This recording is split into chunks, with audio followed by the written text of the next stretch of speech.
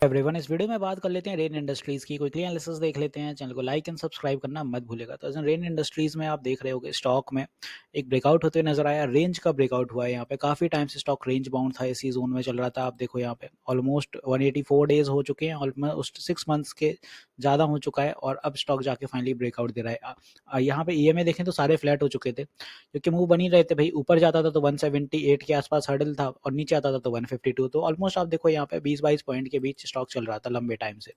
यहाँ पे आप देखें तो स्टॉक के थोड़े नतीजे भी बिगड़े थे फैब के, जो अपने क्वार्टर के आसपास थे उस टाइम पे, और तब से स्टॉक में थोड़ा सा ये साइडवेज था।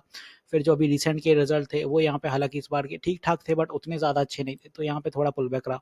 फाइनली स्टॉक अब चलते हुए नजर आया। और यहाँ पे डिविडेंड की बात करें तो 1 रुपये का डिविडेंड इस बार भी निकल के आया है। 20 अगस्त एक्स डेट था और 29 को ये पे भी हो गया है।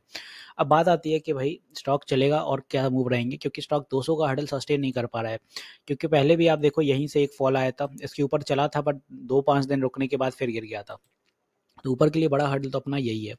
फिलहाल हुआ है ब्रेकआउट, तो ओवरबॉट टेरिटरी में अभी पहुंचा ही है, बट 1 आवर टीएफ पे कुछ कूलिंग आएगी, मतलब होगा रीटेस्टिंग यहाँ पे। और वीकली टीएफ पे तो चलने के लिए रेडी है। काफी टाइम से कंसोलिडेट इसी जोन में था, बिकॉज अब इम्पॉर्टेंट है कि भाई ये कहाँ तक चलेगा।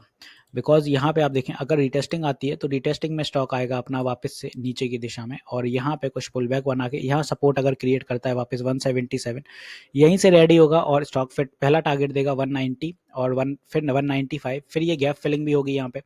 अगर आप नोटिस करो तो ये गैप है यहाँ पे। ओके, तो ये गैप फिल भी होगा यहाँ पे, तो फिर ये 200 के टारगेट पकड़ेगा। 200 के बाद फिर स्टॉक में 205 के टारगेट आएंगे।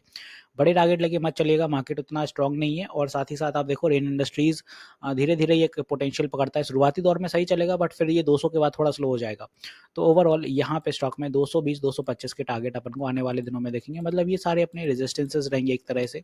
स्टॉक में अब बात आती है स्ट्रॉन्ग सपोर्ट की, तो सपोर्ट मैंने जैसे कि आपको बताया कि पहला तो आएगा यहाँ पे 180 पे, 5 पॉइंट नीचे 184 185 से, और इसके बाद आता है ये अपना ट्रेंड लाइन का सपोर्ट, मतलब जोन का सपोर्ट 177। तो ये दो सपोर्ट आई होप यहाँ पे अच्छे से आपको क्लियर होंगे कि स्टॉक में क्या मूव रहेंगे अगर पुल बैक रहता है, और ये रेजिस्टेंस। साथ ही साथ यहाँ पे आप देखो तो ईएमएस के अकॉर्डिंग देखें स्टॉक बुलिश है, और ईएमएस अभी उतने ज़्यादा ओवरबॉट टेरिटरी में कुछ है नहीं। आरएसआई भी अपना बहुत सही है, ओवरबॉट वो भी नहीं है। सारी चीज़ें सही चल रही हैं। ब्रेकआउट हुआ है, सस्टेन कर जाए रीटेस्टिंग के बाद तो स्टॉक गुड टू गो है। तो पुल बैक पे बाय करिएगा, फिलहाल मत करिए। मतलब पुल बैक आपको 180 के अंदर मिल जाएगा, 175 और 180 के आसपास बाय करिएगा।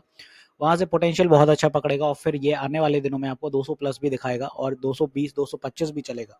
तो आई होप यहाँ पे रेन इंडस्ट्रीज अच्छे से क्लियर कर दिया। एक चीज़ और बता दूं, मैं लाइव सेशंस भी लेता हूँ मार्केट आवर में। सुबह 10 बजे से और शाम 9 बजे भी लाइव आता हूँ, तो आप अपनी क्वेरी क्लियर कर सकते हैं, लाइव सेशन में इंटरेक्ट कर सकते हैं। यूट्यूब पर स्ट्रीम होता है, फ्री ऑफ कॉस्ट होता है। तो मिलते हैं नेक्स्ट वीडियो में। This is me Shubham Yadav signing off.